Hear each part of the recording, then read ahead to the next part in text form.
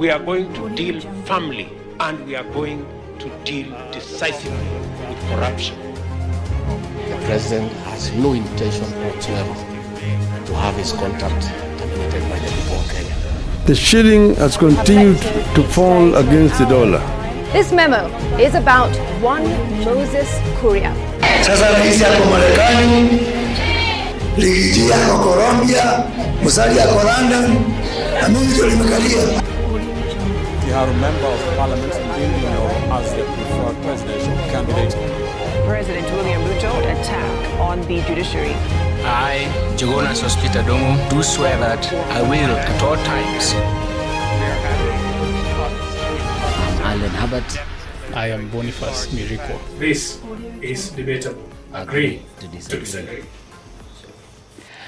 When the tortoise starts offering sprinting lessons, you know the race just got interesting. You bring that at a very interesting time because you know the cabinet and the cabinet is retreating in Naivasha. Yes. And the president warned them that if you're criticizing my policies, you're putting yourself on a political chalkboard. Yes. So good evening, wherever you are. My name is Boniface Miriko, and this is Debatable. Welcome to this special occasion as well.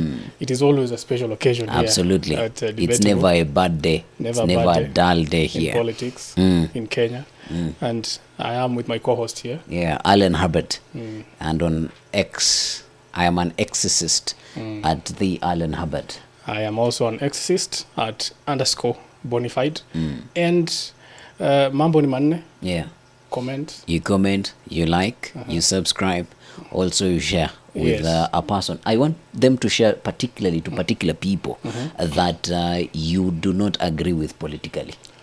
That's a good way. Because it's debatable. It is debatable. You have to agree to disagree. Exactly. Yeah. How was your week? My weekend was interesting, and I saw you have funds because so many of your people or so many people who are aligned to your political standing, yes, they came out to pour praises on how former Prime Minister is a good man. He is a good man. He deserves to be awarded. Yes. But I don't know why you would want to award something that somebody is something you do not have control over, and things that you have control over, you failed to award him. Yeah, quite the double standards of our people. Yeah, that filled my weekend actually. At first, it came as a good thing. Yeah. For all of us, opposition and government. But then again, I think the people in government overdid it to the extent that the people in opposition are like, wait a minute. What are we not understanding about this? What's going on? But I think personally, for me, it's genuine. It is genuine. It is a very, very important docket if Raila Odinga can clinch it. Yeah. Because it is you are literally the president of Africa. Yeah.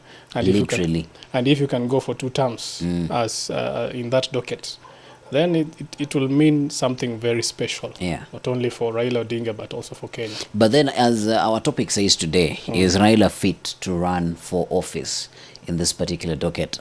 I don't know what Raila Odinga did to Miguna, but Miguna was very brutal on X. Yes. Where he said, hii sio ya watu wa kupiga panel beating. Yeah. Sio watu wa kurusha mawe. Yes, in terms of qualifications, how does it look? It doesn't look that well in terms of qualifications for Raila Odinga. We just have to be honest. Yeah. Because the stipulations, according to AU, for a person who wants to be the AU chair, how they have categorized different fields, economics, law, political science and such like. So Raila Odinga doesn't have the papers for these fields. He has the paper for is it engineering? Yeah, and I think that's why he got the infrastructure role back in his first assignment. Yes. Before he was mooted by somebody. So in that light, there is we have a hurdle there. But if you look at any other qualification, if you look at the experience, the political experience that Raila has, the ethic, if you look at what the role that Raila Odinga has taken in Africa in terms of mediating and also taking part in the AU infrastructure as well as regionally, being hailed as a person who has a high standing in East Africa and beyond. He has a very good standing to get this position. He has allies as well as I think the stars are aligning for Raila Odinga to get this. But would a whole 54 member state, and also knowing that there are some that were banished, I will use particularly the word banished because that is synonymous to Africa and our heritage, would they bend the law? What is so much there that they would want Raila to be the next AU chief, that they would have to bend laws that have been followed to the latter for the past whatever years the AU has been in existence? He still has 1 year. So you want to tell me that he's going to do a degree in a master's in economics in the next 1 year? He already has a master's in engineering. Yeah, but it's not a qualifying. That. It's not a qualification. Yeah, I'm saying he can twist that. Maybe get a master's in economics of engineering. It's not even. It's very funny how you're putting it because you're laughing yourself. It's it's unrealistic. You so want him gone that you're like, you can do an economics degree in engineering. Oh, which university is going to admit you for that? I think that there are people who do that. You can just mix something from the something degree that you're doing. And then walipata universities degrees za kutoka Uganda. Yeah, and you can give your paper, deliver your paper. People get degrees from Punjab. They are our governors. No, Raila does not play at that caliber. But I wonder why should we have such a very tough threshold for a person no. the AU chair? No, I'm not saying that the person should not be learned. I was just surprised that they have listed the fields that someone should be good in. But you are in charge of 54 member states, Bonnie. What you expect a person with an undergrad to take up that role? No, I'm only saying it is okay to have a master's degree, a person who has a master's degree, but you don't have to list the fields that someone should be well conversant with. If this person, we are not going to allow laws bend based on things that we want. Listen, Bonnie. Yes. Listen. You see, do you know why people go to school? Yes. Not necessarily because of the knowledge.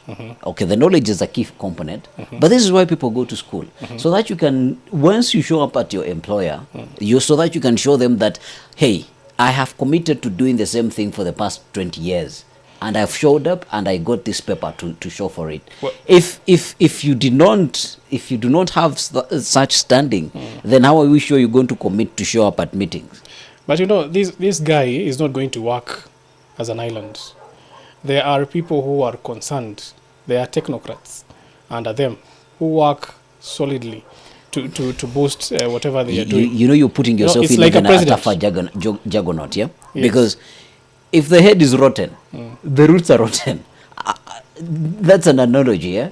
So if I, as the leader of the park, doesn't know where we are headed, even if I have the best technocrats under me, like look at Kenya. We have a president who seemingly knows where we are going, but the cabinet do not know what. He even told them that some of you do not know the work that you're supposed to be doing. You're saying a sheep cannot lead lions, but a lion can lead sheep. Exactly, and our president is a lion, but he's leading sheep. Well, for me, I will say, I think it's too restrictive for them to. No, Bonnie. This is to highlight. This is how we should. This is how it should be, Bonnie. I'm disagreeing with you. It should be that if you are a leader, one of the merits, how it has been put, as a leader, do you need to be exemplarily educated? In my own stand, probably not. But this shows you that as a leader, you must meet a certain threshold. And just because you are Bonnie bona fide, and that's just because you are Alan Hubbard and you have built the standing in your own way. It does not mean that now when an opportunity comes up, we're going to bend the rule of law that, or what has been in practice. Let us be a little bit of lawyers. We are not going to bend what has been in practice just because we want somebody to take up a role. We're not going to take our Kenyanhood to a whole continent body. We are going to be looked at as a banana continent. Yeah, no, and Raila, I love bananas. Raila is qualified. I believe by experience. Sometimes when you're hiring, also you're looking at experience. It transcends the academic papers. And I know you've said this sometime before, and not on camera but off camera. That sometimes experience transcends the papers. And if someone has the qualified experience, if someone can give the value that you need, I think you sometimes you consider that as which I agree something with, very important. Which I agree with. Yeah. And that acumen, very important. And I don't want to say it on camera, but I respect Raila Odinga and the work that he has done. Not all, I am even better off than people who want to respect his work now because it's beneficial for them. I won't point at particular people. But what I'm saying is, even as Raila is politically and experientially fit for the job, hands down, are there other people, now I am human resource, are there other people who would have half what Raila Odinga got, but also they have the thresholds, they have the education, or they have the qualifications that would need to have this job done? Who would you give it to? Be honest. Be honest. I will give that person who has... And that's my argument. And listen, if Raila Odinga gets it, well and good. But we are saying, is it the right thing? Because you've been talking to us about a whole lesson about democracy, and it will not be democratic if we need to bend a single rule just because we want some particular person to take it. If he's not qualified, he's not qualified. Let now the member states say, okay, we will bend the rule. Not for us as Kenyans say, but you know, Raila Odinga. Do you know that in Equatorial Guinea, probably the people do not even know who Raila Odinga is? Of course, yeah. And they will have to ask, okay, yes, he has won. Definitely, he will win, he might win. And people will ask, okay, who is this Raila Odinga? And then they go check, and he has a master's in engineering. And they're like, but we need a person who has a master's in political science. So this thing was rigged. We want people to have trust, because many African states have had mistrust in how the business is doing at doing at the African Union. And we have somebody who is exemplary qualified, though I rarely understand him, Musa Faki.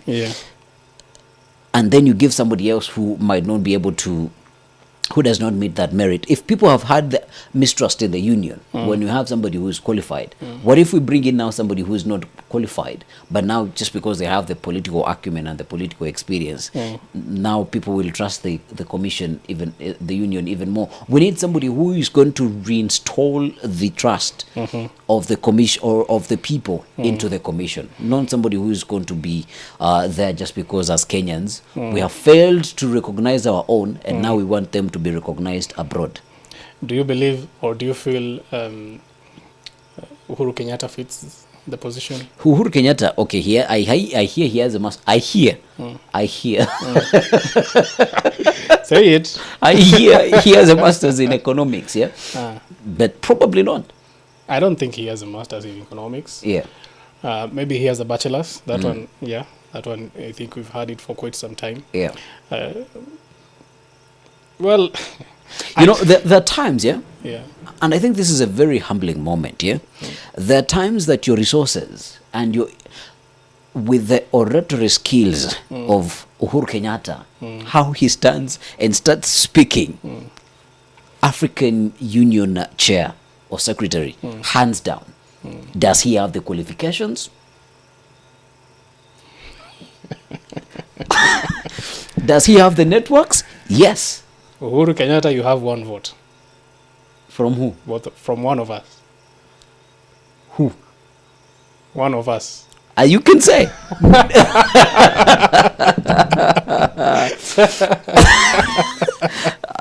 My goodness. So we are looking at ourselves. We find out at a point that actually this reminds me. This is where Okiambiwa endo some. Kijana, if you're watching this and you have dreams of becoming very big on the African continent, hapa ndio mnaambiwa mwende msome na mko mnasikia. Pesa itakusaidia sana. Pesa itakusaidia kwingine. Hapa nyumbani pesa itakusaidia because you can buy people here left, right and center. But when it comes to 54 heads of state, no, your money might not be able to make it. And no matter how big the name is, it might not make it for you. Classic example. Somebody in Central African Republic, they do not know who Raila Odinga is or who Uhuru Kenyatta is, but they know what a master's in political science can do. So that's what they will look at. They know what a master's in economics would do. Yeah. Fair enough. I agree. You have convinced me. Finally. You have convinced me. For the very first time. But I still vouch for Raila Odinga. Because you want to get rid of him. No. It's okay. On that we agree, both of us. When Raila Odinga will be pronounced as the chairman of AU, I will really be happy. That day I will. But not as the president of the land. Even that day, if it comes, then I will be. Seasons change. Amazing. How was your week? What story stood out for you? My weekend was nice. Alexei Navalny was killed in Russia. We called it here. Yeah. I'm so sorry that we announced a death. Yeah. But we call it here and we say that the man might not, anybody in the opposition, actually this guy is 30 years younger than Putin. Because he was only, I think, 47. Putin is around 70. 71 or something. I don't know. Yeah. If it is an ocean, this guy was just a drop in the ocean. Yeah. This guy is so brutal. I don't know. I don't know how we can explain it. But killing people, poisoning people, left, right, center, downing planes. I mean, what can't he do? Pressing the nuclear button? If it involves his people, if there is a way that he would protect Russia from that, his people from that, he would do it. But there will be a lot of retaliation. So even the propaganda that probably he has spent or employed back home will dispense, or it will fall apart. And I don't think that with how the West don't like him, I don't think he will be able to stand his own people not liking him. I think Putin has mastered the art of dictatorship and authoritarianism. Yeah. That even the people in Russia have that fear, and they cannot go out in the streets to say anything. Yeah. When people are dying, opposition is being maimed. You find that Prigozhin was killed. No one did anything. But then you have Navalny now dead. These are different kinds of opposition. The Prigozhin one was ultra-nationalist kind of an opposition. Putin made sure that he killed that one. Then you have a liberal kind of opposition. Putin has stamped his foot against that one.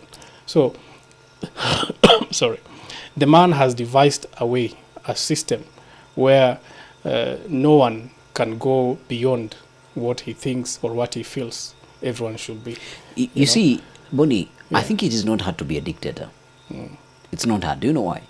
Give the masses what they want. You see why? Because there is a headline that I saw in the dailies from cheers to, I think it was the Standard today, from cheers to jeers. Do you know why the president right now might be jeered in most of the rallies that he's going to? People believe, or people have a sense of feeling that the president is not giving them what he had initially promised. Yeah. But if Russia, as a leader, you say, I am going to make free education free.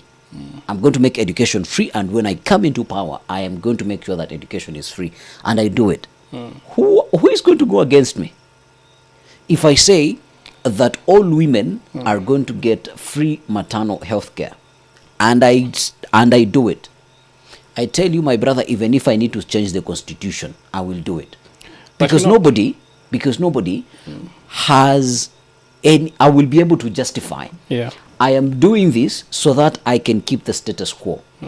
Are you ready to lose the free education that you're getting because you want to elect somebody else democratically? Me as a citizen, I'll be like, hell no. We've had peace for the past 10 years. I've made a bit of my own money. I am not about that business of going to Tetea Watu because of democracy. Because you've been able to meet my needs. And he will tell his people as well, you know, this whole democracy, democracy, this, democracy, that, they will say, look at what is happening in the United States. Look at what is happening in Europe. Is that the same thing that you want to happen in Russia? No. You have the basic needs. You have education, you have electricity. You know, there is a TikTok video that I was watching. And this woman was saying, no form of feminism can prevail in Russia. Yeah. But there is a dictator's playbook where let me make this clear. I say this not because I agree with what is happening in Russia or I am for dictatorship, but I'm saying that in terms of how could you be able to go, because me as a small player in this jigsaw puzzle, mine is, do I have electricity in my house? Russia. Do I have heating in my house? Do I have access to food? Do I feel like my borders are secured and the person who has secured them is saying they are secure and I can see it? I will never go up in arms. You know, the dictator's playbook is one that has been played for quite some time. If you try and analyze these dictators, the way they behave, you'll find that they like to rely on the emotions of the nationals to advance their agenda. Right now, Putin has given himself a reason to stay in power. And that reason is the war in Ukraine. And the general aura of a dictator is to tell the people that I am the only one who can liberate you from this thing that you're facing right now. You create a problem and then say, I am the only messiah who can get you out of this. If you look at what Putin is doing, he knows that his term, he can be deposed at any time. There is no place that you can sit pretty and say that you are comfortable with whatever you have. You can be deposed at any time. And you saw Prigozhin coming at him. Yeah. But he is giving the nationals, he's keeping them busy by saying that, you know, the West is, we are under imminent attack from the West. We are fighting the West. Ukraine is ours. These are emotions that you give the nationals so that they can believe in you, trust in you, and simply just say that you are the only one who can take them forward. I'm not saying that this one is a dictatorship, but whatever Netanyahu is doing is almost similar to what is happening or what dictators always do. Yeah. They give you something to think about and something to justify why they're there, and just to make themselves relevant and to make themselves unique from the clique of leaders that can take that position. Well, there are people in Russia, just like any other place, who are discontented about the regime of the day. They need change. And these people don't get the change that they want because the person sitting at the helm said that he's the only one who can lead and he's killing everyone who's trying to say no. So if you're in Russia, you really cannot voice your concerns. If at all this leader is doing something that you're not contented with, there is no time that you will let other people know that you are discontented. So they will give a face that is smiling, but at the bottom of their heart, they are maybe not contented with the status quo. So at the same time, as much as that dictator can deliver what they are delivering, we know that there is rampant corruption in Russia. We know that the Siloviki, the people who, the oligarchs, they are amassing a lot of wealth. In fact, there are some accounts that say that Putin is the richest person in the world today. And it's not in Forbes. It's not official because no, Forbes is never official. Because you'll find that they are. You know, if I just to sort of digress, if I had money, I would also buy a place on Forbes. So continue. All right. You know, they take these parastatals, they take these organizations that are national and make them to be private. So you find that the entire nation is working for them. And once you benefit the oligarchs, then you don't need to benefit anyone else. They will stamp on authority in whichever region you are in Russia, call it Siberia, or in the Mongolian borders. So I believe that that is why I believe in democracy, basically. That if you give people a chance to voice their concerns, let them heckle at you, but let them at the end of the day know that their voices can be heard at any time. Yeah. Okay, Russia is a handful, but sort of extending that story just to inform the people.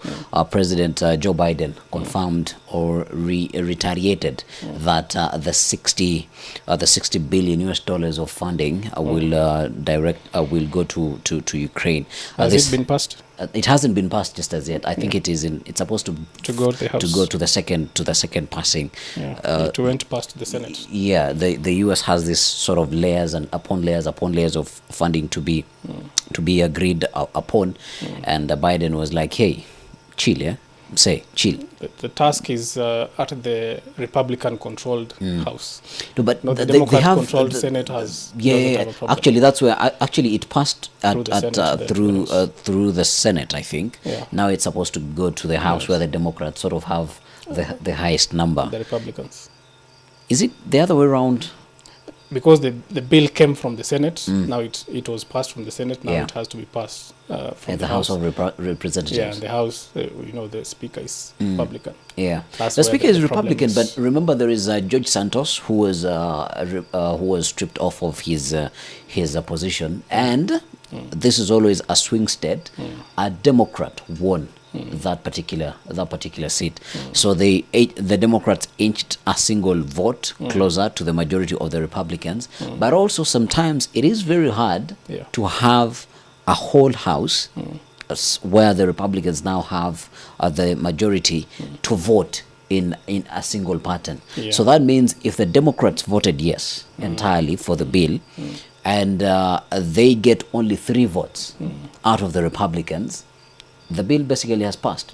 Or 3 out of 3 Republicans of 3, they don't vote for the Democrats, but they abstain. Still, the Democrats could take the day. So it's probably Joe Biden has seen a possibility of that happening. That's why he's reassuring Volodymyr Zelensky. With the death of Navalny, I believe some will be convinced. Yeah, some will be. Their emotions will be whipped. At the end of the day, that is what they count on. All right. There was a burial over the weekend in Mount Kenya, and for the very first time, the deputy president used kind of words towards former president Uhuru Kenyatta. What is the truthful man saying? It is unlikely, and these are good days where we are seeing a change of heart from the deputy president, who was very harsh against the former president. Then it means that tides are slowly changing. I think both men are gravitating towards each other. As time goes, they realize that they need each other, much as they were fighting against each other. And Governor of Nyeri outrightly called for an invitation to eat some goat meat. Yeah. A time is coming when Uhuru Kenyatta will not be seen as a foe to some people, more so the deputy president, and as a leader. I think he is the leader who was outrightly chosen by the people of the mountain to lead them. He might not be in the picture, but they still consider him as leader, although there are some people who still feel that kind of a resentment because they feel he let them down. He let them down. Then there are historical injustices that happened, which the deputy president usually regurgitates or reiterates every time when they say that Mau Mau did this or the land or etc. So you have that kind of a discussion. But at the end of the day, I think I also saw softening of the heart from the president through his speeches, and similar thing to the deputy president. Perhaps they might come into an agreement, but I don't believe they have emissaries. Probably they have emissaries who are working behind the door. Because definitely, I might not want to talk to you directly, but we might have emissaries. If the president would go the Raila way and endorse Raila, because maybe the president, the former president, also wants this seat, and we've discussed here before. If the president would go the Raila way, then it means that the former president will want an ally at the end of the day, and that will be the way. But would be the deputy? Okay, and not putting him down, but would the deputy president, has he been on a foreign trip? From Colombia, I don't know. Selling coffee everywhere. Yeah, selling coffee. So how would he be able to mobilize resources? When I talk about resources, basically the networks, not necessarily the monetary resources. So it wouldn't be the way the strategy that he can use is to make sure that they go into an agreement with the deputy president and show the president that, right now as we're speaking, I am in good terms with the deputy president, and I will control the mountain region, and I can snatch it from you whenever I want. So you have to dance also to my tune, because I have leverage over you. I think that will be too early. It will be too early politically to pull such a move on the president. It's as if you've forgotten who you're talking about. Money talks. The man has money. Who has money? The former president. Now, former president has money, but I am the vice president currently. So I can double up that money on a phone call. And with the deals that we've been cutting, no. A former president cannot tell me nothing. No matter how deep your pockets might be. You are a retired man. You're a retired man. Actually, it's us who pay you. You can't tell me nothing. I have 10 years into this position. Unanimously, uncharged or anything. I have 10 years to go, so you can't tell me nothing with your coins. I can outlive you with that money that you have right now. There are people in Kenya Kwanza who don't want Raila to be at the forefront in the AU chairmanship. The likes of Karungo Thangwa, the senator for Kiambu. Said outrightly that why not Uhuru Kenyatta? So you're seeing that there is some talk that Uhuru Kenyatta should be the flag bearer or the front runner for the AU chairmanship. So where is it coming from? But this is going to set up a battle that is very interesting. Okay, we already said the president would back Raila from a political standpoint, from interests of politics, because you'd want the country would, because we agree, the man is KSM, Kalonzo Stephen Musyoka, yes, KSM, he might not have the vigor to be able to. He's coming up. No, you see, Kalonzo, somebody who speaks fluent English, they rarely argue in Swahili. So when you go for a rally to heckle, you cannot heckle in English. Stop what you do. You cannot. You need somebody like Babu Wino, who can even throw in some local language, who can throw in some Doluo, and even if you do not understand the language, the man is hungry and it is serious what he's talking about. We've said here time and again, Kalonzo is a diplomat, and I think Kalonzo would have been a perfect pick for the job, for the African Union, because academically, he would fit for the role. Senior counsel. Senior counsel. Green bill of health. Asubuhi na mapema. That's a good one. And these are guys when walikubali kusoma vile wazazi walikuwa walishika kitabu. Walijua we don't have a silver spoon. But these guys, other guys, silver spoon iliwadanganya. So even talking about the African Union, there were rumors that Ethiopia tried to block Somalia to attend the summit. When is this row going to end? Not anytime soon, because as long as Ethiopia will have claim to that port in Somaliland, then they are going to be in an eternal conflict with Somalia. And with the things that have happened in Somalia, you would just say that this is not a country that will give up easily and say that we are okay with that. The country has been literally in war since 1991, you know. So that is just another war to them. So it's not going to be easily sorted out unless Ethiopia does what it's supposed to do and stop that claim on Somaliland. Yeah. It has been warned by all organizations, AU, UN. But then you bring a whole summit to my country and you're warning me? No, I believe the kind of scuffle that happened was that Somalia wanted its own security detail to guard the president. And when you're in a host country, they believe that the host should offer you security. But a host that you are not in agreement with, I can give you more. Yes. So this host, the president, Somalia president, was not confident of the security that will be given in Ethiopia in a time of disagreement. So he decided to go with another head of state. Yes. Interesting. Quickly, as we're winding up, the president has sort of read a riot stunt to his people and say that, you know, you might be putting yourself up on a political chopping board, if you do not agree with me.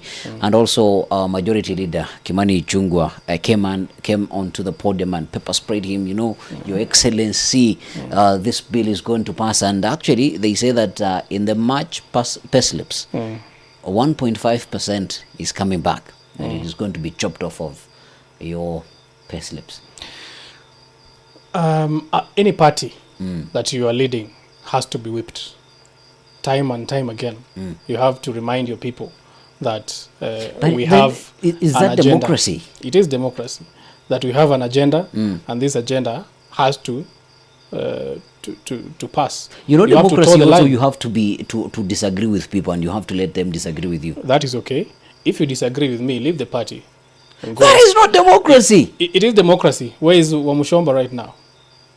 Wasn't she elected from a UDA ticket? But okay. She's allowed to say whatever she wants to say. She's allowed to say whatever she's allowed to say. She wants to say. But then she's been threatened to be thrown out of the party. That is democracy.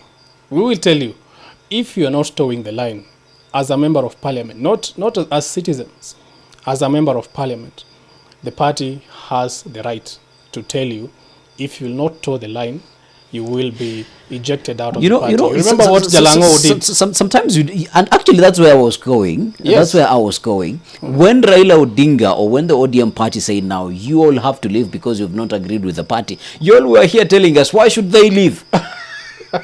But now you're telling us, because now it has befell on your political party, you're telling us you should leave. Where are all your morals? Where is your political standing? You are allowed to say... Do you all believe... Actually, I even get to wonder, do you all believe in anything? You are allowed to say whatever you want to say. Do you all believe in anything? Because we believe this game shifting, when it suits me, I agree. When it does not suit me, I disagree. You remind me of something. Have you ever been in a motorbike and you are cruising along Nairobi roads and you are passing somewhere in front of a car? Yeah. The person in the car will say, hour to undo the hour. But if you're the one sitting on that motorbike, will say, what wagari? Exactly. And Bonnie, this is the thing that I've been arguing about over the time. Yeah. Yes. Could we have a standing that, hey, this is my political stance. Yeah. This is my political stance. If it is right, it is right. If it is wrong, it is wrong.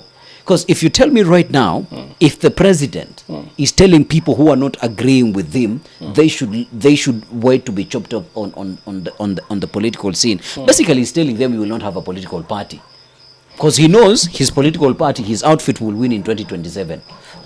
We are not preempting, but probably the president exhumes that type of confidence. So he's basically telling them, hey, if you do not agree with me right now, I will chase you away.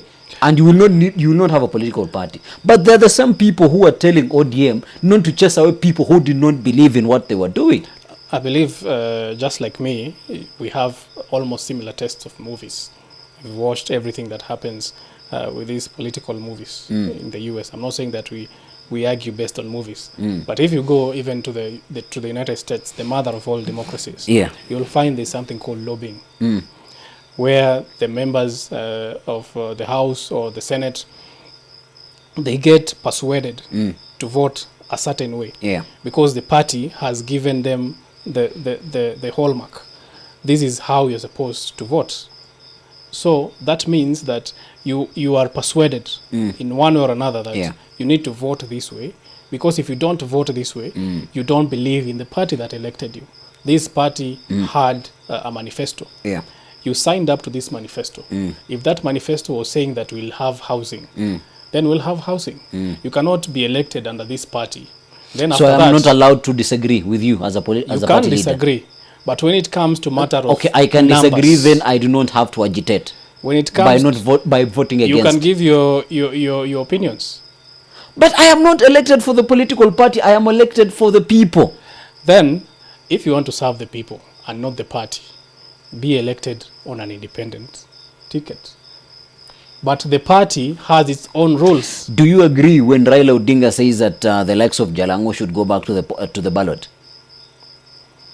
Because they no longer agree with the party. You know what happened? No, it's a yes or no question, because this is exactly okay. Would you agree if Wamshomba is stripped off her place in UDA? Actually, this also happened in I think in Zimbabwe.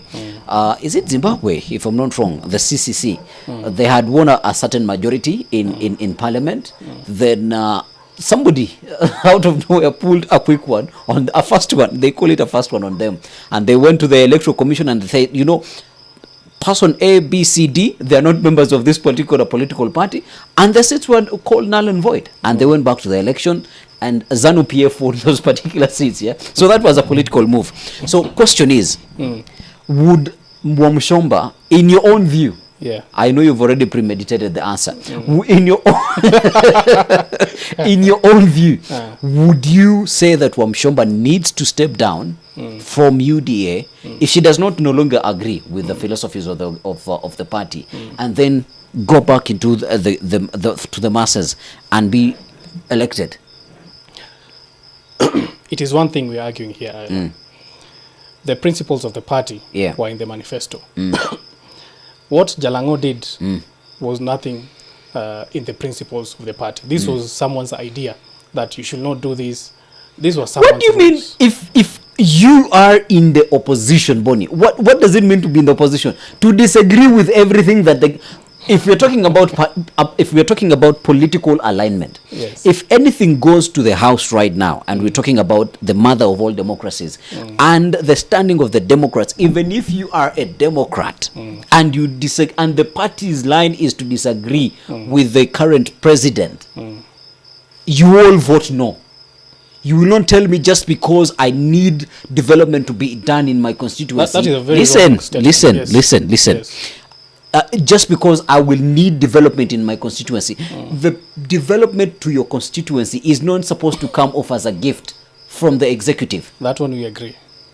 That one we totally agree. That is what happened between Raila, between ODM, let me say ODM, and the people who wanted to go away. Because they were saying, we are going to State House because of development. But is development reached at State House? No. Definitely not. What else did they, why else did they want to be expelled from the party? There are not any other motives. If we are in the opposition, we disagree with the government. Either the government is right, or the indicini, or the chekini, we are saying no. The president has his ways of amassing numbers. In politics, you get lured. Someone will lure you to vote their way. Then if I'm lured, depending on the standing of the political party, then you do not belong to my political party, period. If they go to a tribunal, and the tribunal of the party, according to the party, this is democracy, according to the party rules, if they violated any rule, then they should be recalled. But they were recalled. Actually, the government even came out and defended them. If they have to defend their own people. If you're looking at what, they had to defend their own people, but in the opposition. And you call that democracy? If you're looking at what, let me finish this one. If you're looking at what we are saying about the government, the government has its manifesto. This one is enshrined so in a document. Just because it is the government, they should play by a different playbook. No, there are structures in the party for you to raise your concerns. If at all you want to raise your concerns. But I'm the only different person with the different views in the party. Who is going to listen to me? You have the right to be heard in that party. So if at all you went So basically you're telling us the president's party is not democratic. It is democratic. They do not listen to divergent views, or they do not want... Actually, the president has stood out and said, I am going to make sure you do not get re-elected. That is what he's saying in the undertone. And that one is okay because that is 5 years later. You serve your people the way you want to serve your people. If you don't want to toe the line of the party that you were elected in, then you don't have any business working with that party. Make your final submissions. The president and the Kenya Kwanza Brigade are in Naivasha. Wow. And yes. Part of what they're going to discuss is NADCO. Yeah. And we know that the opposition had the say on the IEBC restructuring. So we are yet to see how that will come out, because the opposition will want a different IEBC in how it is constituted, and they want a say in it. The government will, IEBC is a very, very touching issue in this country when it comes to elections. So we're yet to see how the government will go around that issue from the Naivasha retreat. Yeah. I don't have anything extra to add, but rather to say you should desist listening to people who do not... nobody has a moral standing if when they want things to work for them, they will bend things to work for them. And if they do not want things to work for them, they will go back to what is law. Run away from such people. I will say this. Yes. There is nothing that is rigid in this world. Wow. We are progressive, and that's why the president has a new role in the AU. The reformists. So there is nothing that is rigid. If at all people can sit down and agree on something, then if it is for the good of all people, then it's okay. We have a constitution that is also not rigid. The constitution of all things is not... The only thing that is rigid in this world is the Bible, and we cannot question that. No, the Bible is not rigid, because the Gen Z also came up with their own Bible. They did. So that tells you a lot. The Bible has a verse that says, do not change anything in this Bible. Yeah, do not change anything from the Bible, but Gen Zs are Gen Zs, and they can do whatever they want in this country, in this world. So that's all we've had for you this particular evening. You can continue engaging with our content at Include 360. Like, share, comment, and subscribe, please, because we have a lot of people who like and view our content, but you all don't like, you all don't subscribe, and you all do not comment. Please, this time around, do a little bit, be a little bit different, yeah? Be a little bit different. Remember, this is Include 360, all voices, all the time, and this has been Debatable. Agree to disagree. We are going to deal firmly, and we are going to deal decisively with corruption. The president has no intention whatsoever to have his contract terminated by the people of Kenya. The shilling has continued to fall against the dollar. This memo is about one Moses